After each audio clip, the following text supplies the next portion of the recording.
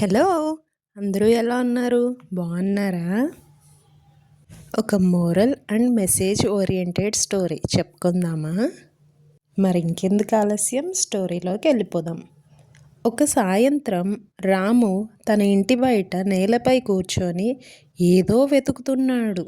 తన పొరుగింటి వ్యక్తి వచ్చి ఇలా అడిగాడు, రాము, ఏం వెతుకుతున్నావు అని అన్నాడు. అప్పుడు రాము ఇలా సమాధానం చెప్పాడు, నా తాళం చెవి పోయింది అని.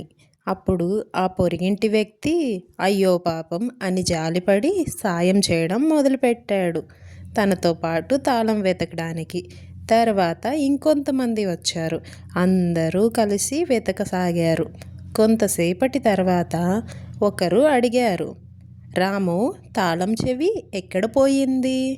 అప్పుడు రాము చాలా ప్రశాంతంగా ఇలా అన్నాడు, ఇంటి లోపల పోయింది. అంతే, అందరూ ఆశ్చర్యపోయారు. అయితే బయట ఎందుకు వెతుకుతున్నావు అని అడిగాడు.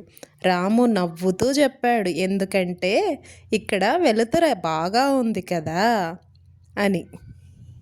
అప్పుడు అందరూ ఆశ్చర్యపోయారు. ఈ స్టోరీ చాలా పురాతనమైంది, కానీ ఇప్పటికీ మనం వింటున్నామంటే ఈ కథలో ఉన్న మోరల్ దీనికి కారణం. మనకు నిజమైన సమాధానం ఉన్న చోట కాకుండా ఎప్పుడూ సులభంగా కనిపించే చోటే మనం వెతుకుతూ ఉంటాం. నిజానికి రాము ఏం చేశాడో కాదు, మనమందరం ఏం చేస్తున్నామన్నది ఆలోచించాలి. ఎందుకంటే మనమందరం కష్టమైన ప్రశ్నలను తప్పించుకుంటూ అసలైన జవాబు ఉన్న చోట కాకుండా మనకు సౌకర్యంగా అనుకూలంగా ఉన్న చోటే సమాధానాలు వెతుక్కుంటున్నాం. అవసరమైన పనులు చేయాల్సిన సమయంలో సులభమైన పనులకే మన సమయాన్ని వృధా చేస్తున్నాం. ఫర్ ఎగ్జాంపుల్, జీవితాన్ని సరిదిద్దుకోవాల్సినప్పుడు మనం స్క్రోల్ చేస్తున్నాం, మారాల్సిన సమయంలో ఫిర్యాదు చేస్తున్నాం, లోపల చూడాల్సిన ధైర్యం లేక బయట సమాధానాలు వెతుక్కుంటున్నాం.